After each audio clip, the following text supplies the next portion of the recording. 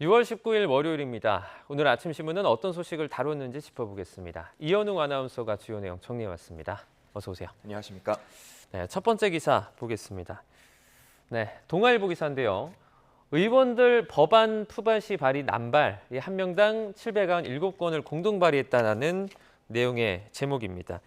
제목을 보니까 이제 실적 채우기용으로 이렇게 법안 발의를 남발하는 경우가 많은 것 같아요. 예, 임기를 시작하고 지난달 5월 31일까지 만 3년 동안의 기록을 살펴보니까 21대 국회 들어서 의원 1명당 공동 발의한 법안이 평균 797건이었습니다. 2,000건 넘는 법안에 이름을 올린 의원도 5명이 있었고요. 또 1,000건 넘는 의원은 93명으로 약 31%로 나타났습니다. 이에 대해서 의원들이 법안 내용도 모른 채 실적을 채우려 서로 이름만 빌려주고 있다는 비판이 나오고 있습니다. 네. 이제 법안을 발의하기 위해서 10명 이상 의원이 찬성해야 하도록 한 이 공동 발의 제도 같은 경우에는 법안의 품질을 향상시키자는 취지라는 걸 반드시 인지할 필요가 있을 것 같습니다. 다음 면도 좀 보겠습니다. 이름 올린 걸 잊고서 기권을 하는 사례도 있다고요.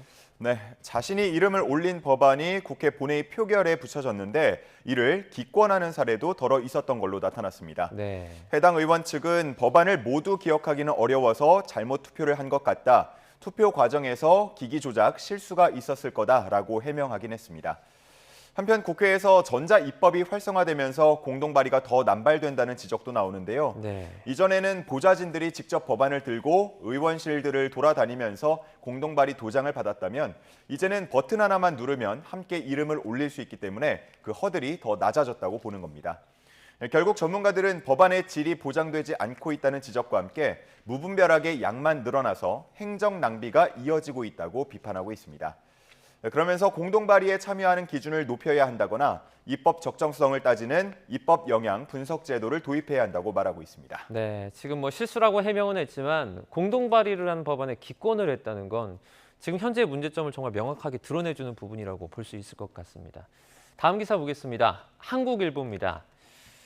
20대 자발적인 백수가 35만 명이다라는 내용의 제목이네요. 네, 그렇습니다.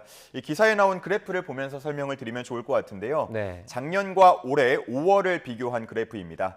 가장 위쪽이 이제 20대 인구를 나타내고 있는데 635만 명에서 615만 명까지 약 20만 명가량 줄었습니다. 그 아래, 그에 따라서 취업자나 실업자 수도 줄고 있는 걸 확인할 수 있는데 가장 아래 빨간색 쉬었음 인구만 증가하고 있다는 걸 확인할 수 있습니다. 여기서 쉬었음 인구라는 건 취업을 한 상태도 아니고 그렇다고 시험 공부를 하거나 구직 활동을 하는 상태도 아닌 대상을 말합니다. 전 연령대에서 쉬었음 인구가 늘어난 건 20대 뿐이었습니다. 네. 이 쉬었음 인구도 통계에서는 비경제 활동이 포함이 되는데 이 20대 비경제 활동 인구를 대상으로 한 설문에서 증가 원인을 유추해 볼 수 있다고요. 그렇습니다. 최근에 구직을 하지 않는 이유가 뭐냐라고 물었는데 가장 많았던 답변이 원하는 임금 수준이나 근로 조건에 맞는 일거리가 없을 것 같아서였다고 합니다. 네. 즉 일자리와 눈높이 간 불일치가 이유라는 건데요.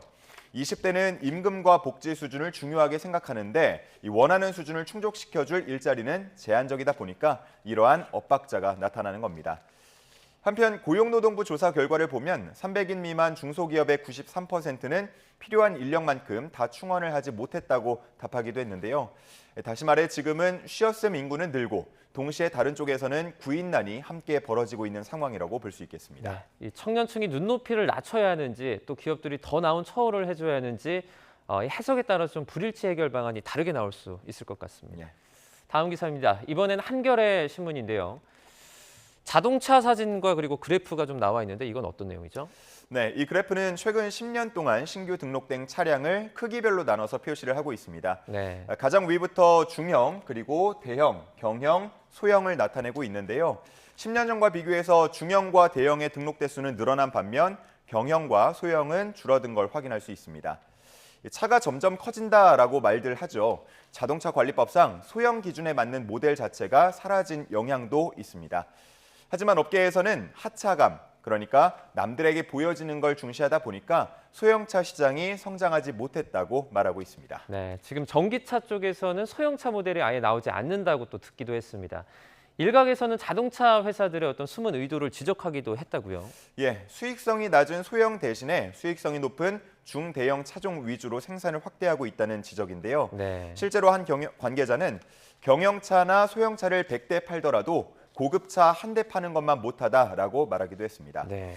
상황이 이렇다 보니까 유럽 사람들은 한국에 와서 도로에 있는 차들을 보면서 깜짝 놀란다고 하는데요. 보통 땅이 넓고 이동 거리가 긴 북미나 호주는 큰 차를 좋아하고 또 도로가 좁고 주차 공간을 찾기 힘든 유럽과 일본 등에서는 작은 차를 선호하는 경향이 있죠. 우리나라는 환경은 유럽이나 일본과 비슷한데 큰 차를 선호하기 때문에 이렇게 유럽 관광객들이 보기에는 낯선 모습이 연출되는 겁니다. 네, 이제 도로를 보면 중대형 차량이 정말 많다 보니까 나만 소형차를 타다 보면 조금 사고가 났을 때 위험할 수도 있겠다 이런 생각을 한 적이 좀 있습니다. 여러 가지를 생각하게 하는 기사였습니다. 다음은 동아일보입니다.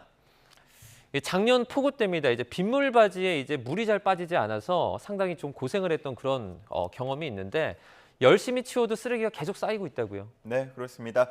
서울시는 작년과 같은 피해를 막기 위해서 빗물바지 전담 관리자 120명을 비롯해서 환경미화원까지 2만 3천여 명을 투입해서 대비하고 있습니다. 하지만 서울시에 있는 빗물바지가 55만여 개나 되는 등 한계가 있는 상황인데요. 게다가 치워도 금세 다시 쓰레기가 쌓이고 있어서 관리는 쉽지 않다고 합니다. 한 빗물바지 관리자는 열심히 청소하는 것도 중요하겠지만 애초에 쓰레기를 버리지 않는 문화가 생기면 좋겠다고 말했습니다. 네, 이 주변을 보면 이 빗물바지가 원래 쓰레기통이 아닌데 쓰레기통 대용으로 생각하는 분들이 많은 것 같아요.